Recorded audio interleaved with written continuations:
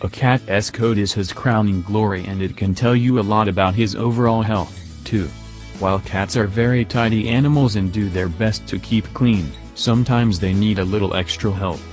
Periodically brushing, bathing, and checking your cat for fleas will reduce fur balls and keep his skin healthy and his coat full, shiny, and free from tangles.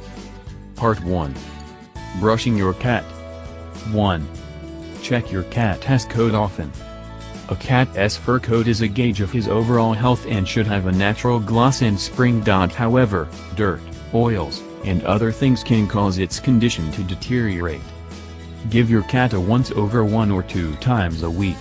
You shouldn't find any bald patches, bumps, wounds, or signs of flea infestation. Take note of any signs of an unhealthy coat. These include dryness, greasiness, dandruff, thinning hair, or a dull appearance. Long-haired cats need extra attention because their coats tend to mat. Look for tangles when checking them. 2. Make grooming a good experience. Since your cat needs occasional care, make sure that he is used to and enjoys being handled. Start slowly, be patient, and ensure that the experience is pleasant. Only do grooming when your cat is in a good mood and relaxed. Try after exercise or feeding for the best results. Make sure that you are at ease, too. Try not to handle your kitty when you are stressed or in a bad mood, or he will associate grooming with aggression or fear. Keep your first sessions to 10 to 15 minutes until you get into a routine. Pet your cat all over so that he gets used to the attention. Pet his head, ears, tail, feet, and belly. Be patient. Try again later if he is difficult and give him a treat after successful sessions. 3. Brush a short-haired cat once per week. Short-haired varieties like Bengals, American Shorthairs, and Abyssinians have less hair and don't need as much attention. You can brush their coat once every week or perhaps even less. First, take a metal comb and work through your cat's fur from head to tail. This will dislodge dirt and other debris. Brush along the line of a short-haired cat's fur. In other words, go with the grain of the fur rather than against it. Brush all part of the cat's body, focusing on one area at a time to loosen any tangles. Cats tend to be sensitive on the belly and chest. Be gentle when brushing there. Use a bristle or rubber brush next to remove loose or dead hair. 4. Brush a long-haired cat more often. Long-haired breeds like Persians, Himalayans, and Balinese will need to be brushed more often than short-hairs. This is because their coats are more likely to mat and because they are more likely to get fur balls. Long-haired breeds need to be brushed every day or every other day, loosening tangles and removing dead hair. The more loose hair you remove, the fewer fur balls your cat will develop.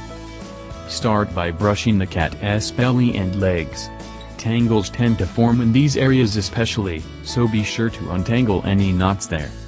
Next, brush the whole cat's body against the line of the fur with a bristle or rubber brush.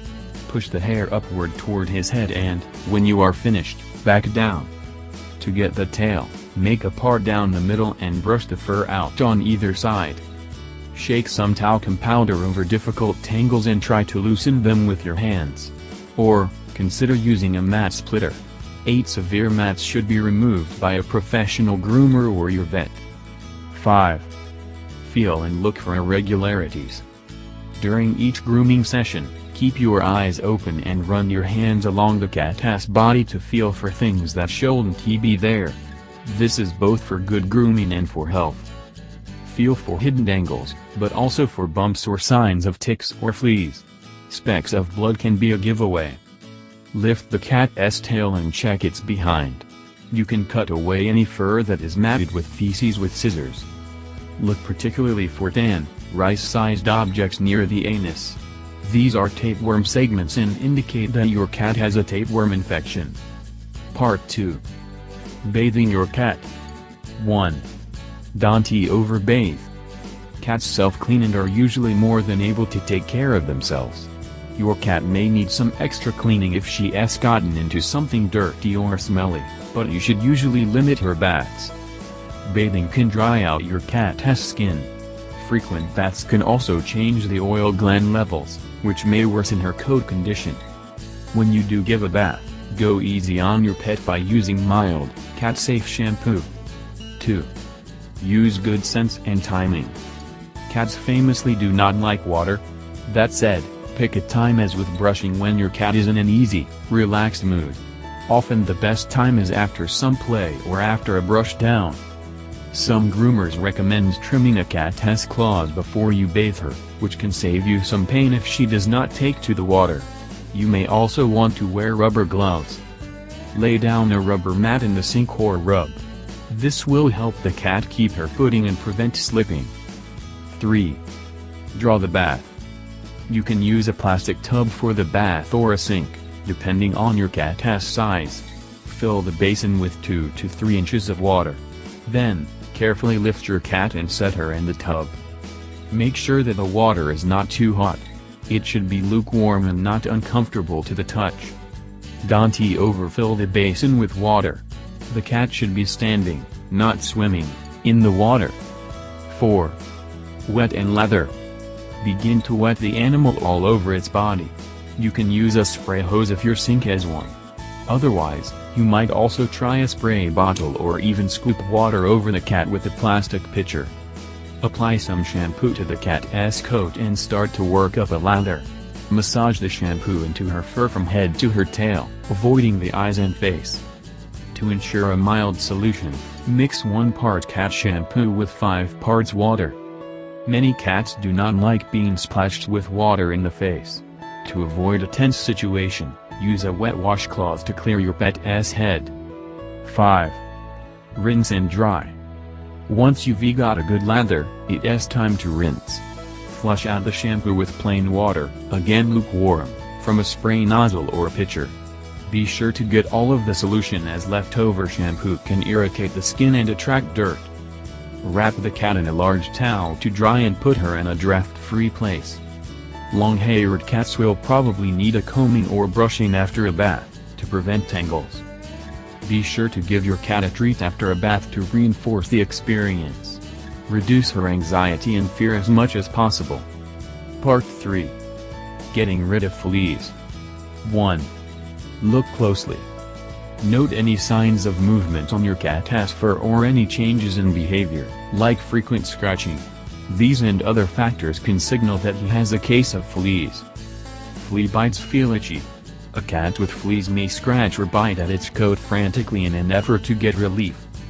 Your cat might also groom more than usual, show hair loss, act agitated or restless, or have red lesions or bumps, bites marks.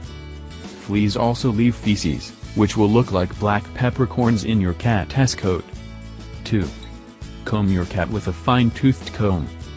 Find a metal, fine-toothed comb and slowly work your way through the cat's coat. The combing will weed out fleas and relieve the cat's itching somewhat. The comb treatment will remove many of the fleas and their eggs. Dip the comb into a bowl of soapy water as you go, to get rid of them. Repeat the treatment in the following days until the animal is no longer infested. 3.